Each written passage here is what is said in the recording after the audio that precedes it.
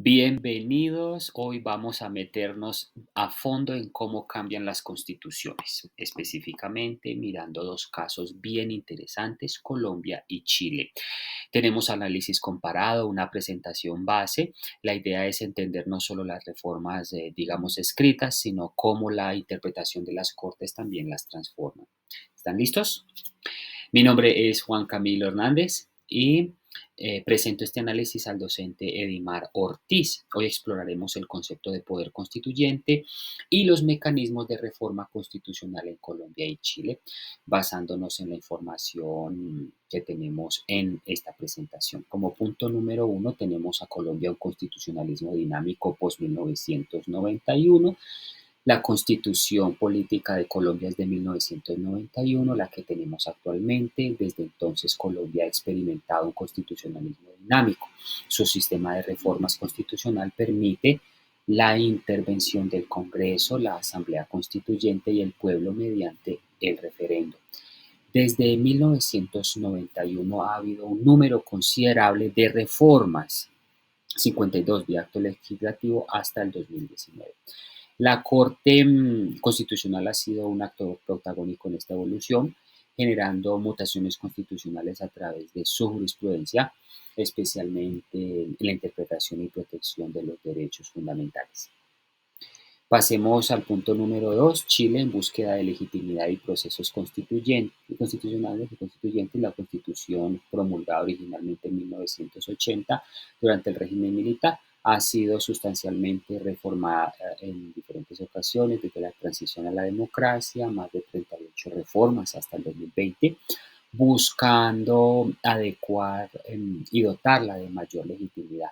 El mecanismo tradicional de reforma vía Congreso Nacional es rígido, con altos quórums y un rol relevante del presidente.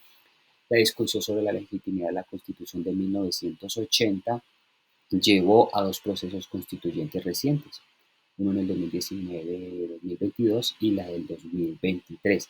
Estos procesos articulados, reformas constitucionales específicas, según la ley 21.200 y 21.533, intentaron reemplazar. Pasando al punto número 3, tenemos a Colombia como un poder constituyente y control judicial. En Colombia, el control de la Corte Constitucional sobre las reformas se limita formalmente a los vicios de procedimiento. Sin embargo, la Corte ha desarrollado el test de sustitución. Esta doctrina le permite ejercer un control material y si una reforma sustituye esos ejes definitorios o esos elementos esenciales de la Constitución de 1991. Al identificar estos ejes no sustituible, la Corte actúa como un constituyente derivado y formal, estableciendo límites materiales a esa reforma que no están explícitamente escritos. Como punto número 4 tenemos la búsqueda de un nuevo pacto y límites al poder constituyente. En la historia reciente de Chile se ha marcado por esa demanda de un nuevo pacto social, llevando a activar mecanismos extraordinarios para intentar reemplazar esa constitución del 80. Si bien recuerdan, se llevaron a cabo proyectos constituyentes recientes que ya mencioné con la aspiración de generar un poder constituyente original. Sin embargo, estos procesos fueron articulados y regulados por reformas constitucionales específicas, operando dentro de un marco de poder derivado. En el proceso del 2023 se impusieron 12 bases institucionales fundamentales que actuaron con esos límites en materiales predefinidos al órgano redactor, ilustrando la tensión entre la soberanía popular y la predeterminación por el poder constituyente. Ambos intentos de la Constitución fracasaron al ser rechazados estas propuestas en el plebiscito. La Constitución de 1980 sigue vigente. Pasemos al punto de mecanismos de reforma constitucional versus Chile versus Colombia.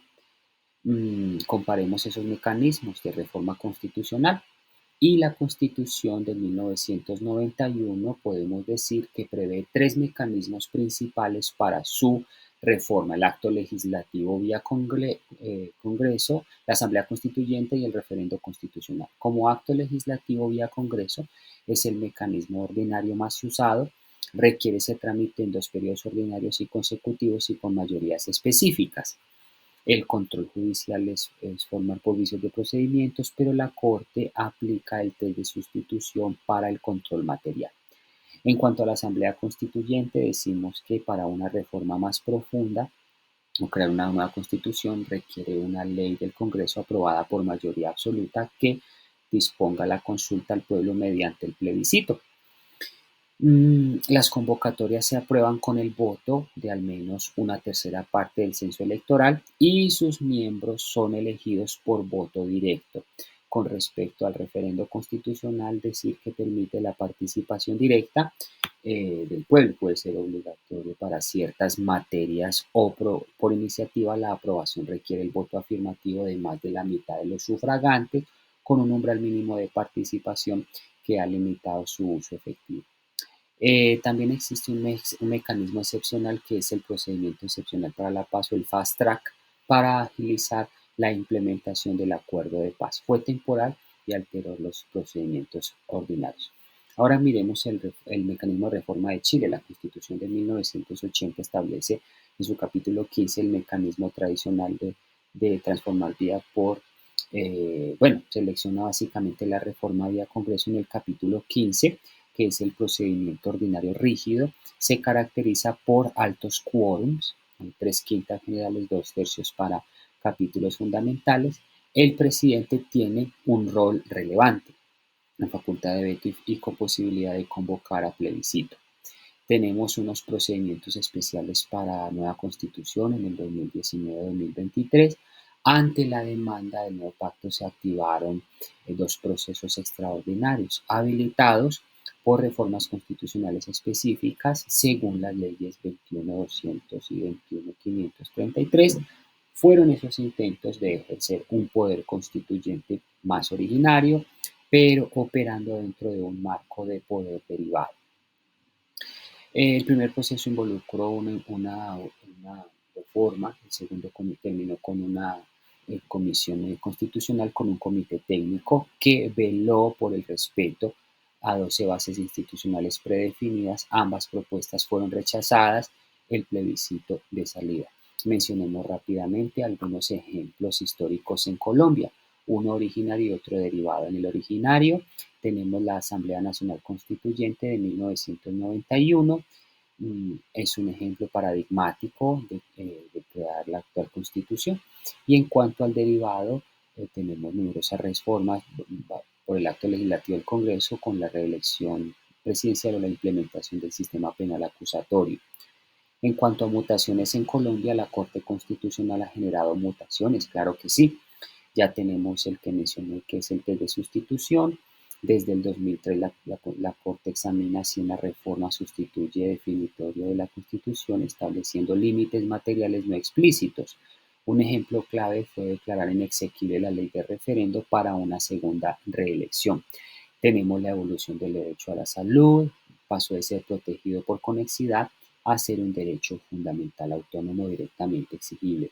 Tenemos la despenalización del aborto, que la Corte habló significativamente de la despenalización en el 2022, reinterpretando la cosa juzgada y ponderando esos derechos fundamentales. Con respecto a los ejemplos de Chile, tenemos el originario con algunos matices. La Constitución de 1980 buscó fundar un nuevo orden, aunque aprobada en régimen autoritario, claro está. Los procesos constituyentes recientes fueron intentos de ejercer un poder constituyente para redactar una nueva constitución.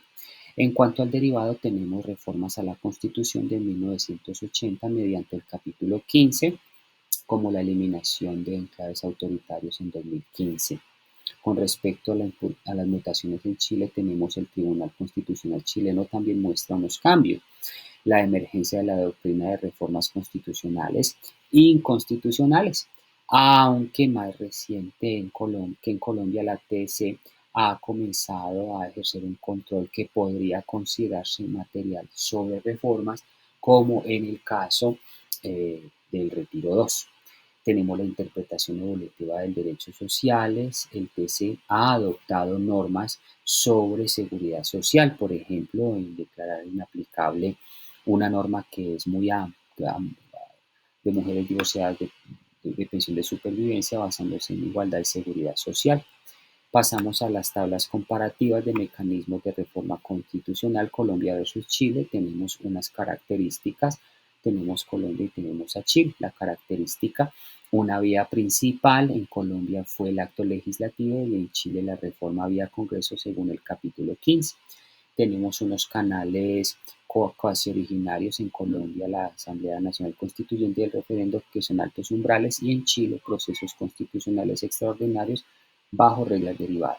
En cuanto a la característica, tenemos al control judicial sobre reformas. En Colombia, la formal más la material, igual al test de sustitución, y en Chile, tradicionalmente formal, emergencia de control material.